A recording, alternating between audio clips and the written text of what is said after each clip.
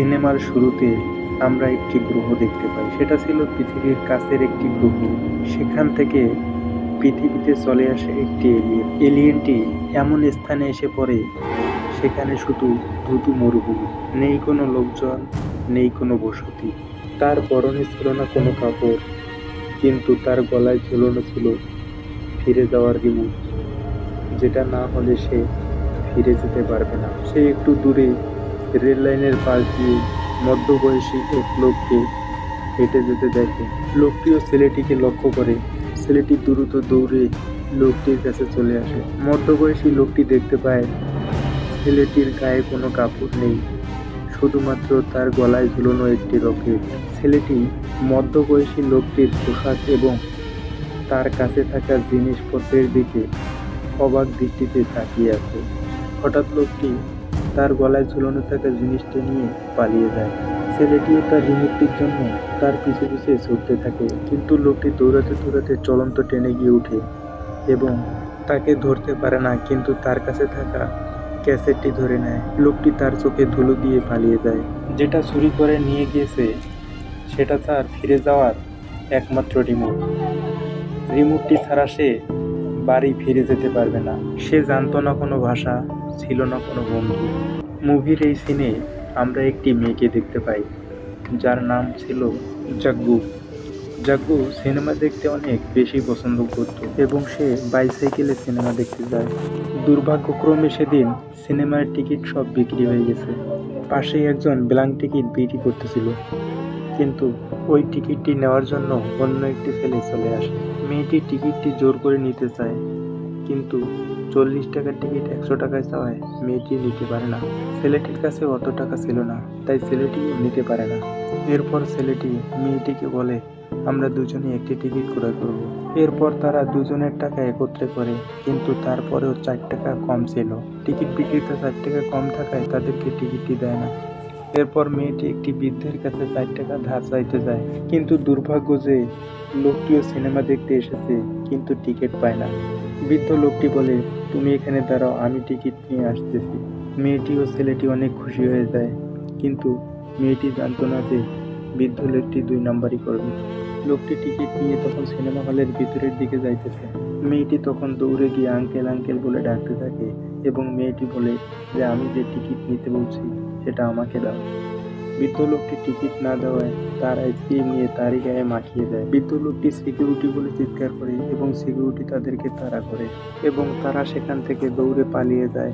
সেখান থেকে দূরে গিয়ে তারা একে অপরের সাথে পরিচয় হতে শুরু করে।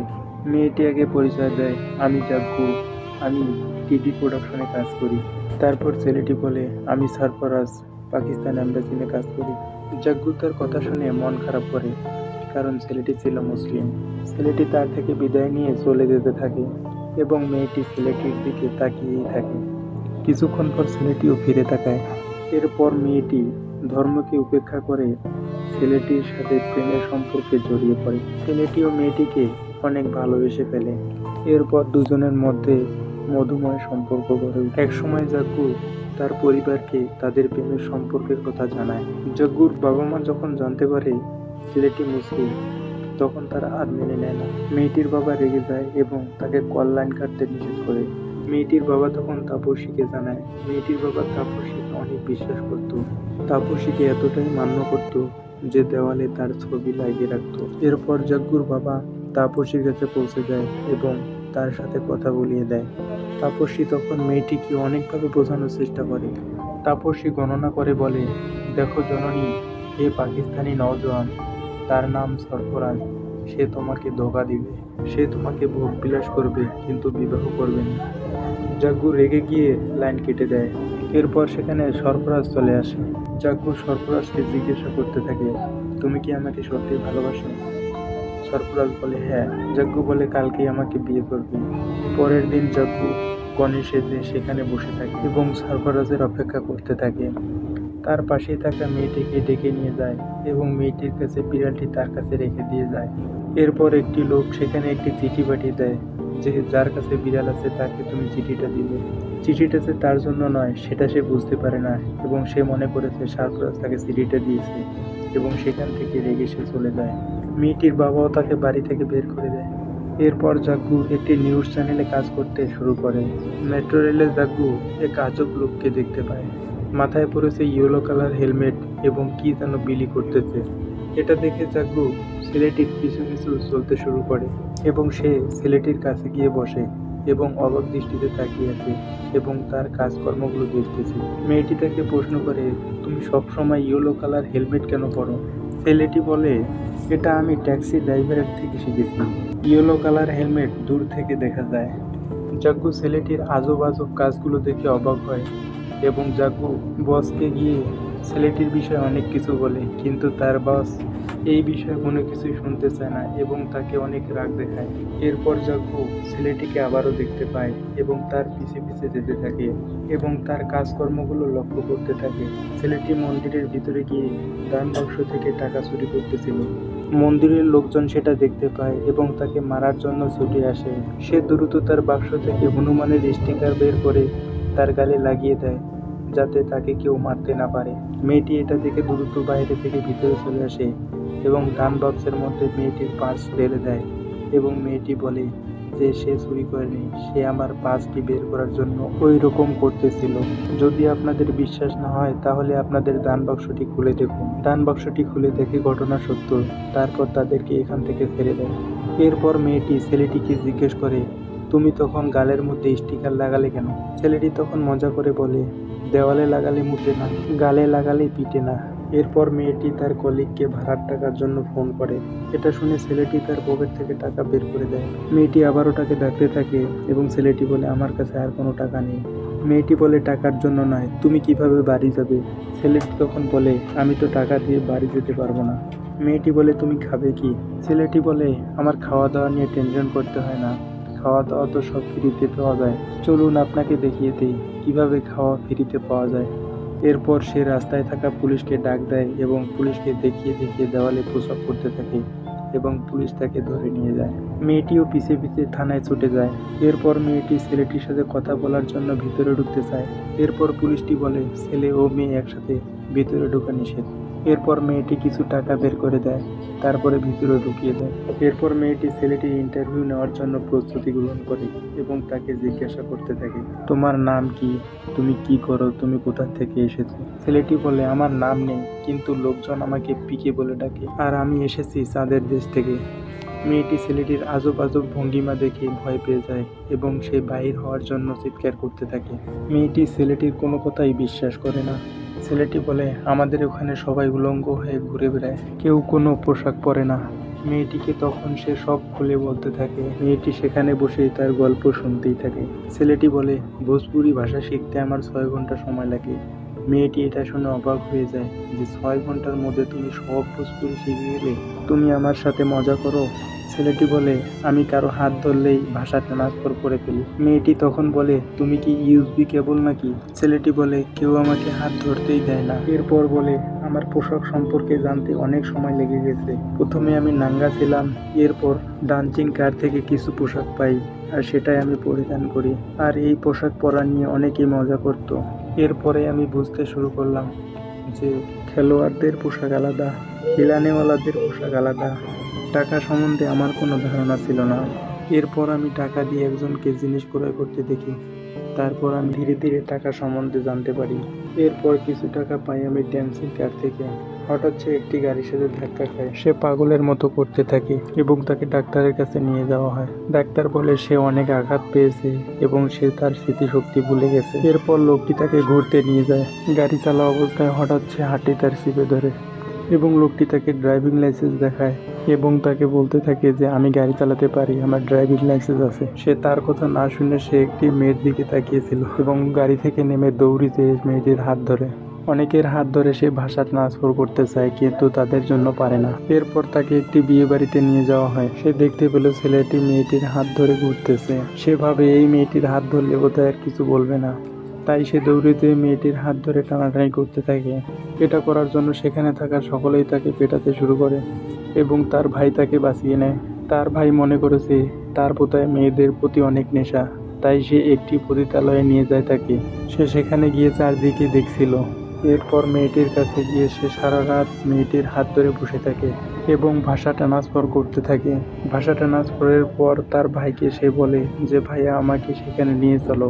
এরপর তার ভাই তাকে সেখানে নিয়ে চলে। তার ভাই বলে এটা তো দিল্লির দিকে গেছে। এরপর সেখান থেকে তাকে দিল্লি পাঠিয়ে দেয়। দিল্লির পুলিশের কাছে সে নালিশ করে যে আমার রিমোট হারিয়ে গেছে। পুলিশটি বলে আমাদের কোনো কাজ নেই, তোমার টিভির রিমোট আমরা খুঁজতে যাব। ছেলেটি বলে এটি টিভির রিমোট নয়। পুলিশটি বলে তাহলে? ছেলেটি বলে এটা বলতে পারবো না, কিন্তু এটা দামি। এরপর পুলিশটি বলে কোথায় চুরি হয়েছে? ছেলেটি বলে মান্ডারামা। পুলিশটি আরো রেগে যায়, বলে চুরি হয়েছে ওখানে, তুমি দিল্লিতে খুঁজতে এসেছো? ছেলেটি অনেকজন কাকে জিজ্ঞেস করতে থাকে, কিন্তু সবাই বলে ভগবান জানে। যাকেই বলে সেই বলে ভগবান জানে। সবাই তাকে ভগবানের কাছে চাইতে বলে। এরপর মন্দিরের পাশে থাকা একটি দোকানে যায় এবং ভগবানকে চায়। দোকানদার বলে কোন ভগবান নেবে, বড় না ছোট? ছেলেটি বলে যেটা কাজ হবে সেটি দেন। সে ভগবানকে নিয়ে মন্দিরের পাশে বসে যায় এবং তার চোখ বুঝতেই একজন খাবার দিয়ে যায়। সে মনে করে ভগবান কাজ করতেছে। সে আনন্দে আত্মহারা হয়ে যায় এবং সবাইকে বলতে থাকে যে আমার ভগবান কাজ করতেছে। এরপর সে ভগবানকে একটি জায়গায় রেখে সে দুহাত তুলে চাইতেছে, ভগবান আমার রিমোটটি ফিরিয়ে দাও। কিন্তু সেটা আর সম্ভব হয় না। সে তখন দোকানদারকে যে বলতেছে এটার মনে হয় ব্যাটারি শেষ হয়ে গেছে, ব্যাটারি ভরিয়ে দাও। দোকানদার বলে এটার মধ্যে কোনো ব্যাটারি নাই, এটা আমি বানিয়েছি। ছেলেটি তখন অবাক হয়ে যায়। ছেলেটি বলে যে ভগবানকে তুমি বানিয়েছো না ভগবান তোমাকে বানিয়েছে? দোকানে থাকা আরেকজন তখন চালাকি করে বলতে থাকে তুমি যদি এটার সাথে এগুলো নাও তাহলে তোমার কাজ করবে। তারপর সে দোকান থেকে ওগুলো ক্রয় করে মন্দিরের ভিতরে চলে যায়। এমনকি মন্দিরের ভিতরে গিয়ে সে কিছু টাকাও দান করে। এরপর মন্দিরের পণ্ডিত মশাই তার হাতে একটি প্লেট ধরিয়ে দেয়, কিন্তু প্লেটের মধ্যে কোনো রিমোট ছিল না। এরপর সে পণ্ডিত মশাইকে রাগ দেখাতে থাকে। এটা দেখে মন্দিরের লোকজন তাকে ধাক্কায় ধাক্কায় বাইরে বের করে দেয়। বাইরে এসে দেখে তার জুতোগুলো কে যেন নিয়ে গেছে। এরপর সে পুলিশের কাছে কমপ্লেন করতে যায়। পুলিশ বলে কার নামে কমপ্লেন করবে, নাম বলো। ছেলেটি বলে ভগবান। ভগবান আমার কাছ থেকে টাকা নিয়েছে, আমার রিমোট আমাকে ফিরিয়ে দেবে বলে। এটা শুনে পুলিশটি রেগে যায় এবং তার গালে একটি থাপ্পড় মারে। এরপর পুলিশটি পুলিশ সহকারীকে তার মানিব্যাগ থেকে তার পরিচয় বের করার জন্য তার আইডি কার্ড বের করতে বলে। তার পকেট থেকে পায় ডাক্তারের ভিজিটিং কার্ড। এটা দেখে পুলিশ তো অবাক হয়ে যায়, কিন্তু সেটা তো তার নয়, সে এটা পেয়েছে ড্যান্সিং কার থেকে। এরপর সে চলে আসে হিন্দু ধর্ম থেকে খ্রিস্টান ধর্মে তার রিমোট খোঁজার জন্য। তার হাতে নারিকেল ফুল আগরবাতি দেখে সবাই অবাক হয়ে যায় এবং সেখান থেকে তাকে বের করে দেয়। এরপর সে আরো একটি ধর্ম গ্রহণ করে এবং সেখানে যে সে রিমোট খুঁজে পায় না।